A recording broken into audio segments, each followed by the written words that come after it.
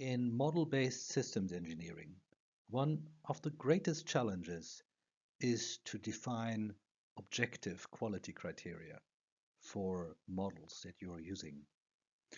In our showcase, we want to tell you on how you can define quality criteria for sensor models. And for this, we're using a community-based approach in the Open Model and Simulation Library that's hosted under the governance of the Automotive Solutions Center for Simulation and its research cluster, ENVITED, which stands for Environment for Virtual Test Drive. Throughout the presentation, we will explain the pillars of simulation model quality to you and how they are implemented in a practical example in OpenMSL. This example guides you through the credible modeling process. So a process that will eventually lead to the evaluation of quality of a model. We will showcase an automotive industry use case, implementing a practical example of a LiDAR flash sensor, using this standardized architecture and showing on how this sensor model can be calibrated and validated, and we will give you a future outlook. What are these pillars of simulation model quality and fidelity? But first, we need to have a motivation why we need to determine the model quality. And our goal is, of course, the safety validation of automated driving functions in a simulation. In this simulation, we need to combine different types of models: vehicle dynamics, environment, and environmental effects models, GNSS, and perception sensors. Those models must be tested and validated beforehand. Otherwise, we do not know on how to treat the result of the overarching simulation. And this showcase will handle perception sensor models. The first pillar that is important to reach this goal is, of course, open source. And I have started this journey 7 years ago with the commit of the Open Simulation Interface. That interface has then, in 2019, become the awesome Open Simulation Interface and was introduced at the OSS 5. This basically kicked off the idea of having transparency regarding architecture and interfaces in the area of automotive simulation, to be able to have a modular development frameworks, to enable the integrability of models and tools, not only to exchange sensor models, but also maps, 3D environments. And this will eventually reduce development time and overall cost.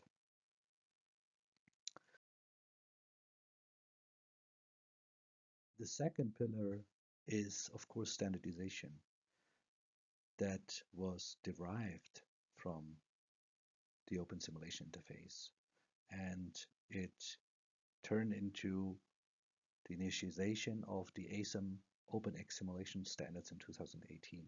It was a new business model from paid documents to free and open standards, and the wish for participation has drawn over 200 new members to this industry clubs, and we have maintained branches now in the US and Japan, China and Korea, and the OpenX are now supported by every major tool supplier. And this was this organization that's already 25 years old, and a change 5 years ago led to the biggest growth of this organization.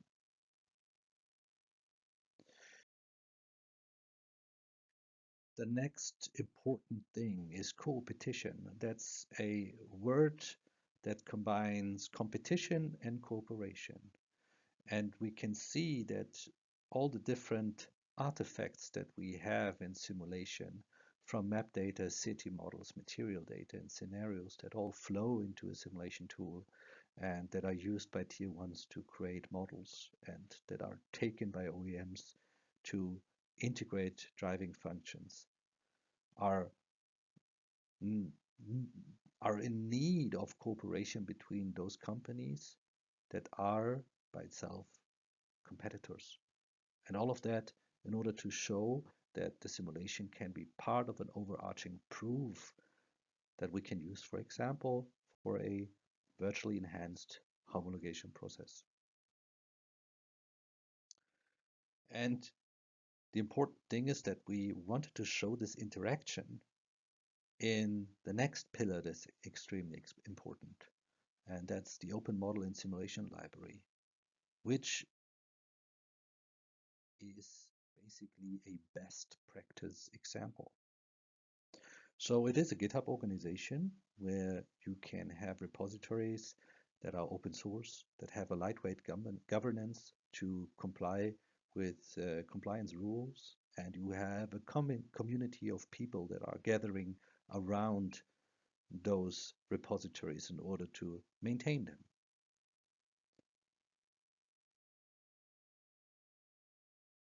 There we have created, for example, a sublibrary for sensor models.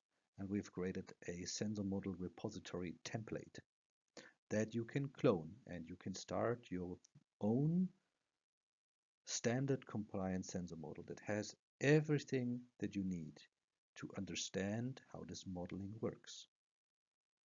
And this model is used by our partner THI to develop a flash LiDAR. One extremely important point here is that we're implementing in the CI pipeline the credible modeling process that has been a result of the set-level project. The credible modeling process is structured in different credibility assessment levels. In our case, we kind of arbitrarily defined them in order to give someone an impression on the quality of a model and to have it like a star rating, right, from 0 to 5 stars, and in this case from credibility level 0 to 3, where 0 stands for the check, am I allowed to use this model? The second check, credibility level 1, would be something like linters for C++, markdown linters, or the checking of simulation resource metadata if they comply with the XML schema. Does the model build, and is the build artifact, which is an FMU, compliant with the FMI standard? And do we have unit tests? Credibility level 2 is then a qualitative verification. So you integrate smoke tests, interface tests, checking for the existence of certain signals in the in and output of the model, and you're checking certain value ranges. And this is done with full simulation runs in the pipeline. The third would then be the quantitative verification, which is our future goal on implementing here in this project. And an idea for that will now be shown in our industry use case. Thank you, Carlo, and also a warm welcome from my side. I will now introduce the automotive industry use case, the flash LiDAR sensor development process. This use case consists of three main stakeholders: a tier 1 supplier, in this case Continental, who is providing the sensor hard and software as well as the sensor specification, then us from THI side as a sensor model developer, and then in the end the OEM, in this case BMW, who is deploying the model in order to validate their automated driving function. To get more specific, we would like to use the high resolution flash LiDAR sensor as an example from Continental. It is a short range LiDAR sensor with a quite large field of view and a frame rate of up to 25 Hertz. Coming to the sensor model architecture,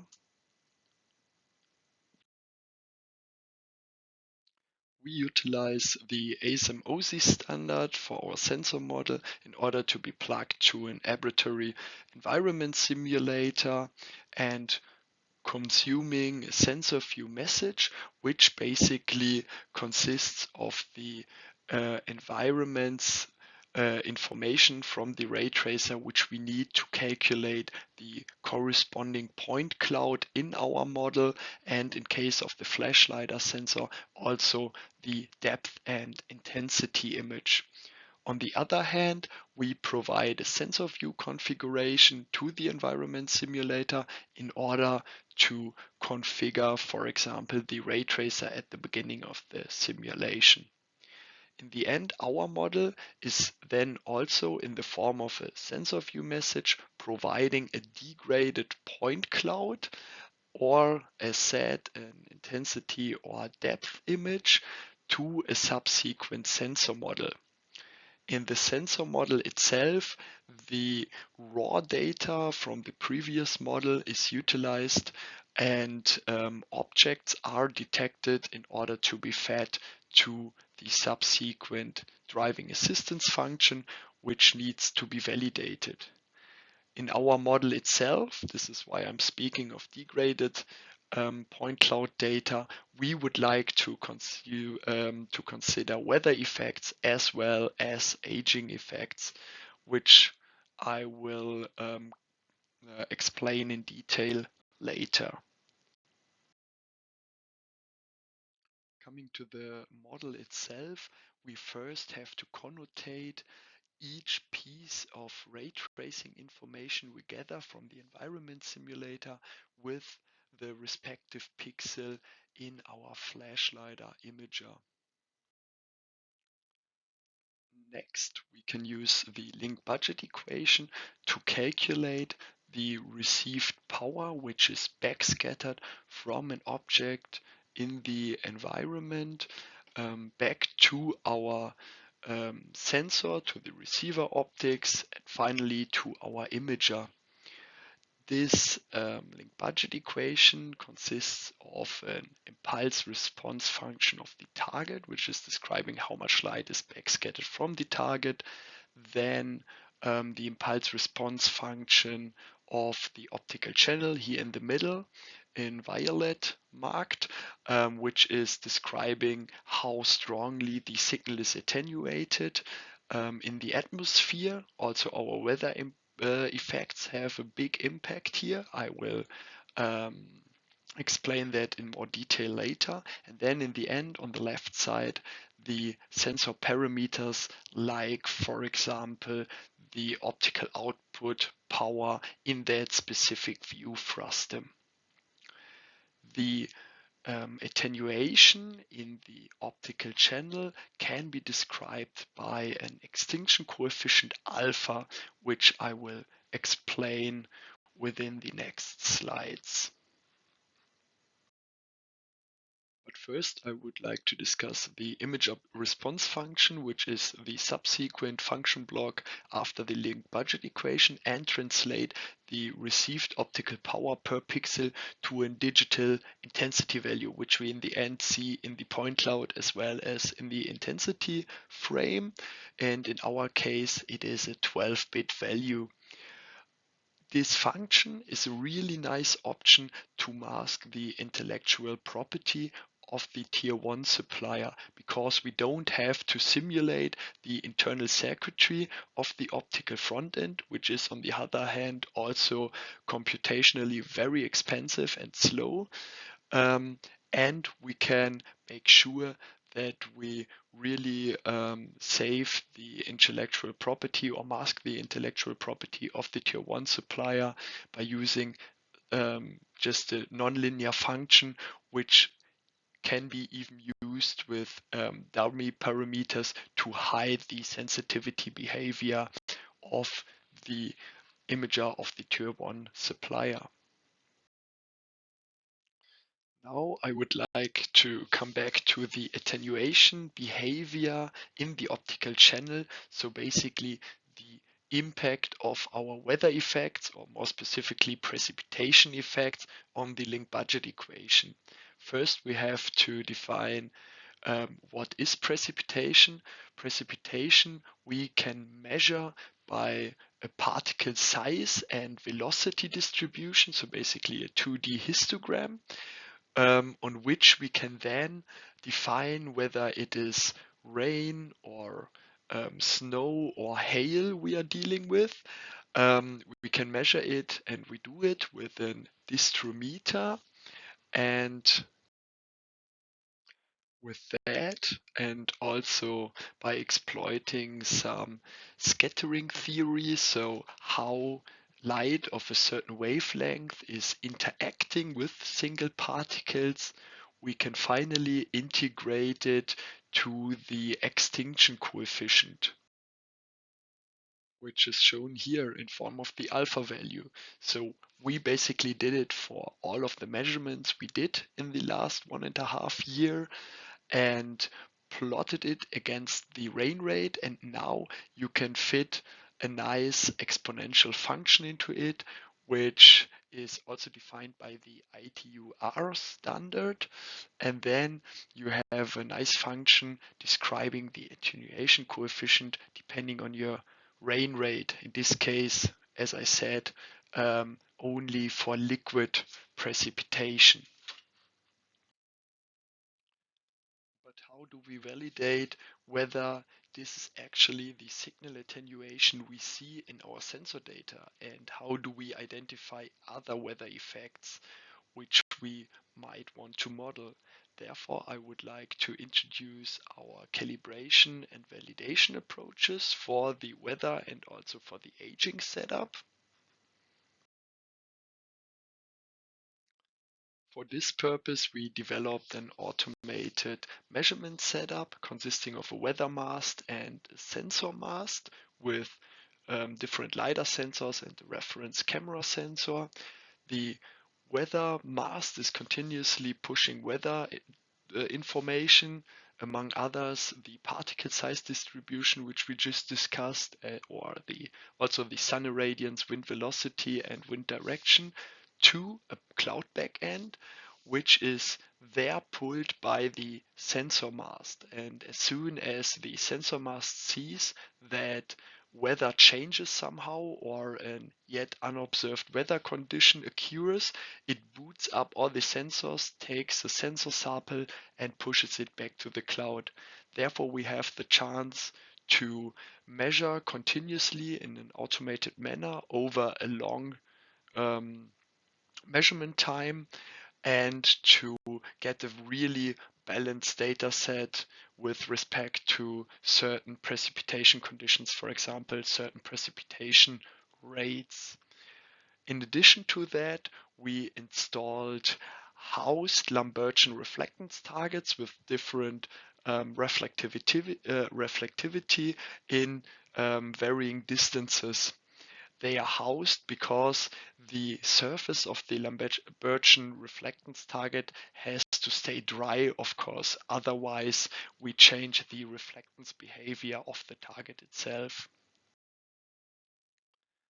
Looking at the results, we see that our parameterized link budget equation matches nicely with the measurement results which we get from the sensor if we analyze the reflected rays in the frustum of the installed targets.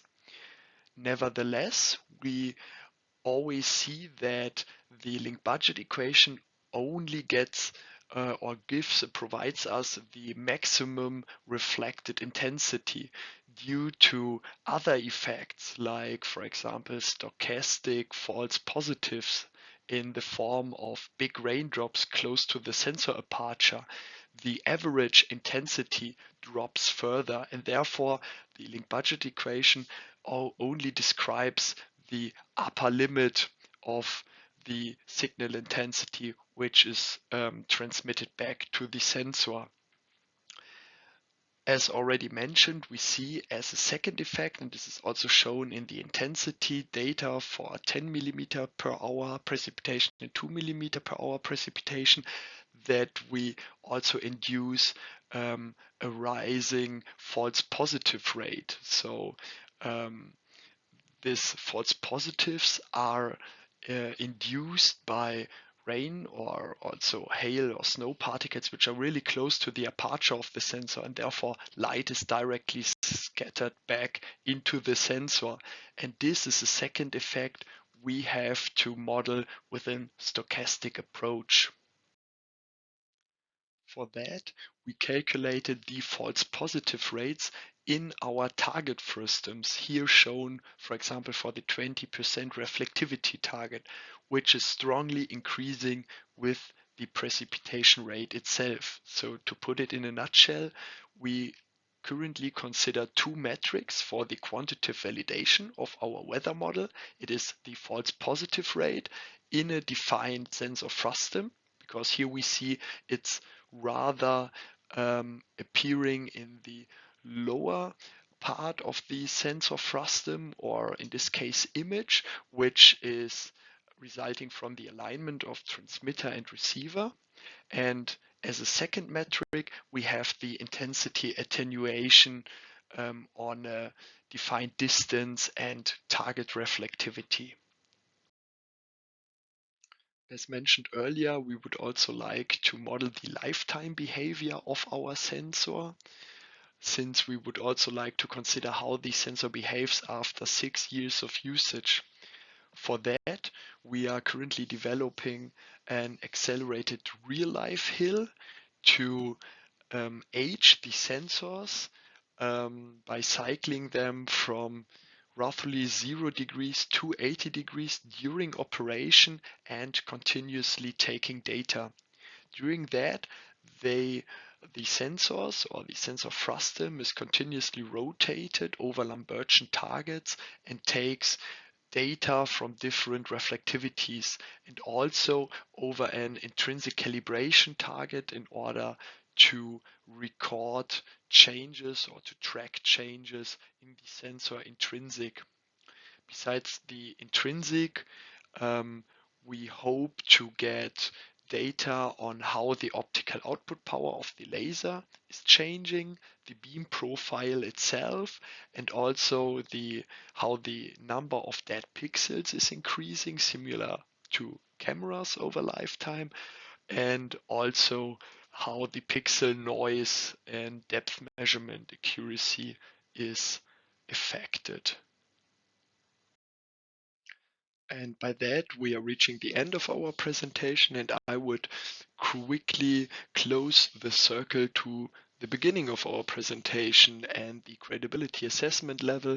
My co-presenter talked about how do we contribute to the quantitative verification standardization.